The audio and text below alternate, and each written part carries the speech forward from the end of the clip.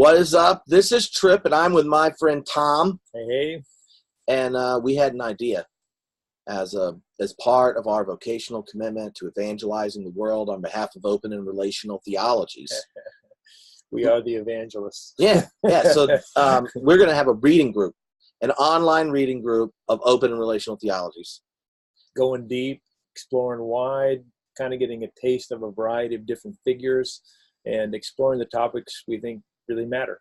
So if you're sitting there and saying to yourself, what is an open and relational theology? We did just record a giant long podcast about it, but what's like the 30 seconds? Well, the relational usually means something about God being passable, God being affected by us, in relationship with us and all creation. And the openness? Not closed. I mean, do you want to be a closed off and walled up theology? You don't want that. You want it to be open and relational. And the central virtue for the open and relational theology is love. Exactly. Like when you say, who is God? God is love.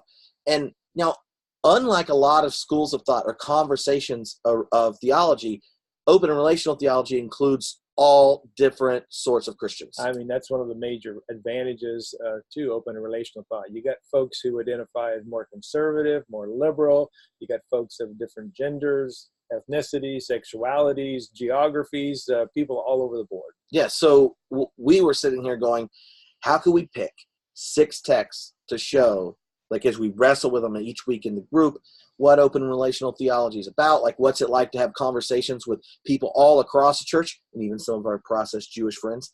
Yeah. And we realized that it wasn't going to happen. There would be impossible to pick 6 different articles. So we may have a giant list of like almost 50 different theologians. Yeah. I think May is actually not quite right. We do have that. Yeah, list. I just mean, here's what we want to do is to say, especially in online theological world, even in the academy, and especially in the day-to-day life of the church, there are usually particular doctrines, particular issues that different denominations, different tribes say that you have to go one way or the other, or we don't talk to each other anymore. And open and relational theology within the academy has been one of the places a diversity of denominations and locations for theology get together and talk about it nerd-like at the academy. And we want to do it online. So that we can have our friends, like our evangelical open theists, even Roger Olson, who's friendly with it, but he's not gone there, to like our post-structuralist process friends, to our womanist theologians, all of them talking and wrestling with science and religion folks. Don't forget them. Yeah. I know. So that's what we're going to do. So just imagine we had like 50 amazing different thinkers, and we shook them up. What 6 did we decide on? Let's see. For our first reading group.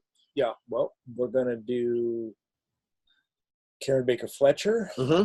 Well, you're going to have to help me out. Open and relational, womanist thinker. Yes. Clark Pinnock. Clark Pinnock. Like one of the pioneers for the evangelical openness side of things. You started as a fundamentalist Baptist Calvinist, became an open theist because he read the Bible. Definitely. Keith Ward. Oh, yes. Keith's got an idealist, still functioning today. I mean, this guy's super smart. And we like both thought of the exact same chapter in the book when we were like, if you had to pick one Keith Ward thing, what would it be? It's a great book on creation and kenosis, article on creation and kenosis. John Polkinghorne. John the man Polkinghorne. Yeah, a great physicist, theologian, priest, who did some amazing things thinking about the science and religion issues.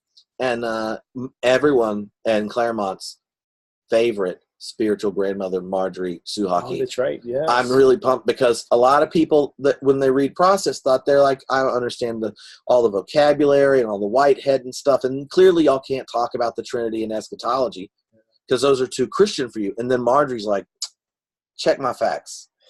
And so we're going to get to read Marjorie. So it's going to be exciting. Yes. It's going to be fun. And what we're going to do is invite you all just to join the group. Then you'll get the email back. And then each week we will wrestle with one particular selection from each thinker. But we'll introduce them in their larger work. Then we'll wrestle with the text in the position they take in that article and chapter.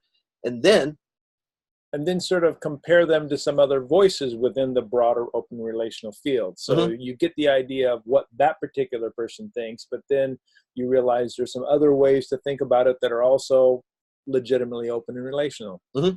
Because high quality theological conversations are not things that lead to a period. Exactly. Yeah.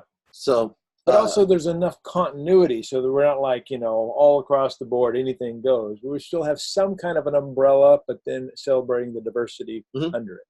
And also, this is a response. We'll leave them unnamed, but very committed homebrew Christianity deacon who said, I really need a recovering Calvinist reading group.